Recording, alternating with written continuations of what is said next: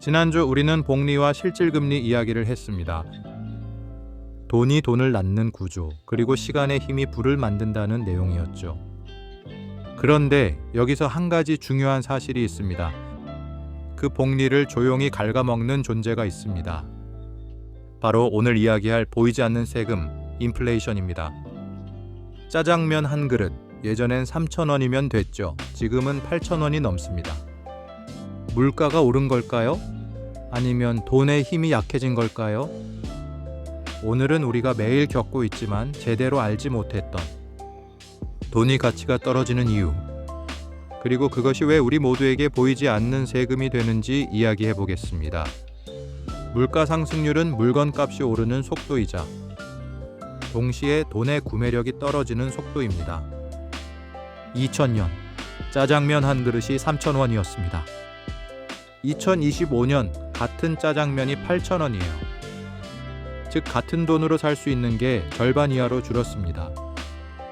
겉으로는 물가가 올랐다고 말하지만 실제로는 돈이 약해진 것, 즉 화폐 가치의 하락이 일어난 겁니다. 눈에 보이는 가격은 오르지만 눈에 보이지 않는 돈의 힘은 줄어드는 것, 이게 바로 인플레이션의 시작입니다. 코로나 팬데믹 이후 전 세계 정부는 경기 침체를 막기 위해 엄청난 양의 돈을 시장에 풀었습니다.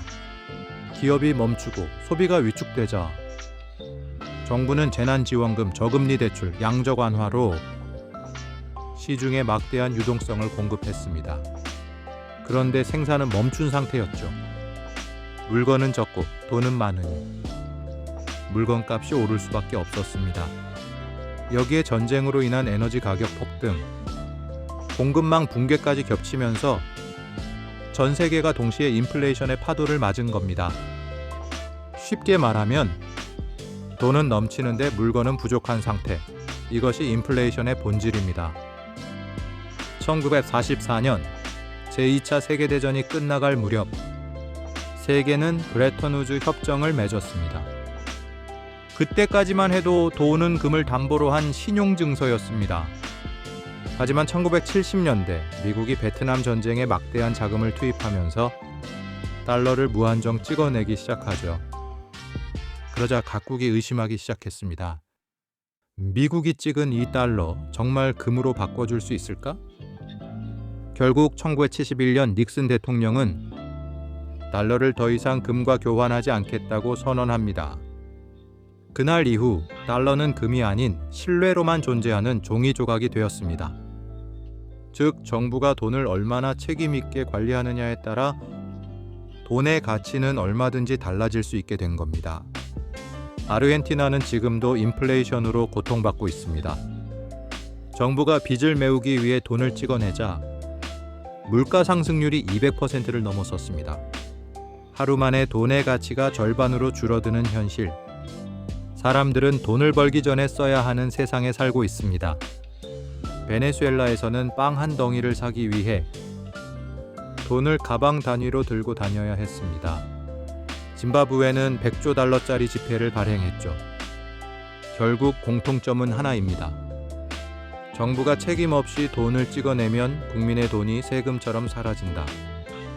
우리가 세금이라고 하면 납부서가 떠오르죠. 하지만 인플레이션은 납부 고지서조차 없습니다. 조용히, 그러나 확실하게 우리 돈의 가치를 빼앗아 갑니다. 예를 들어볼까요? 정부가 빚을 갚기 위해 돈을 더 찍어낸다고 가정해보죠. 시중에 돈이 늘어나면 화폐 가치는 떨어집니다. 정부는 같은 세금으로 더 많은 원화 돈을 거둘 수 있게 되고 국민이 가진 돈의 실질 가치는 줄어듭니다.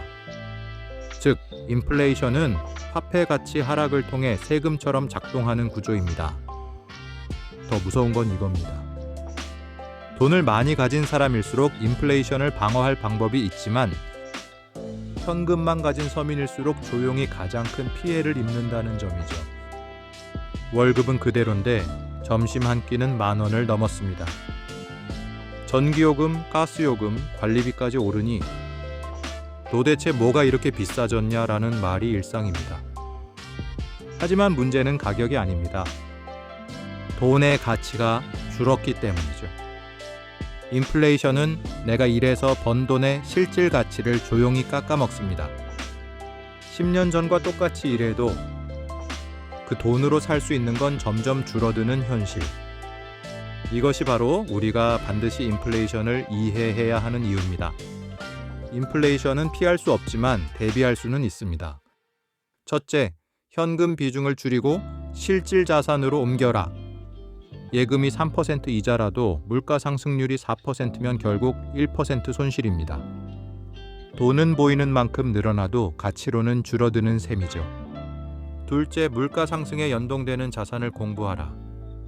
금, 인덱스, ETF, 배당주, 부동산 등은 물가가 오를 때 가치가 함께 움직입니다. 셋째, 돈의 흐름을 이해하라.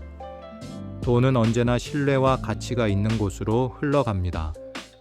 인플레이션을 두려워하는 대신 그 흐름 속에서 기회를 포착할 줄 아는 사람이 되어야 합니다.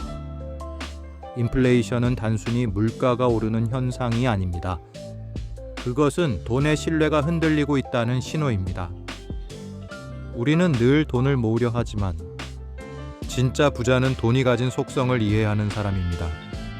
돈은 그저 종이가 아닙니다. 신뢰, 가치, 시간, 흐름, 이 네 가지를 이해할 때 비로소 돈의 얼굴을 볼 수 있습니다. 돈의 속성을 알면 세상의 모든 변화가 두려움이 아닌 기회로 바뀝니다. 여러분의 지갑 속 돈, 그 안에는 숫자보다 더 큰 시간의 가치가 숨어 있습니다. 그 가치를 지키는 것이 바로 우리가 지금 이 이야기를 해야 하는 이유입니다. 오늘 영상 도움이 되셨다면 구독, 좋아요 부탁드립니다.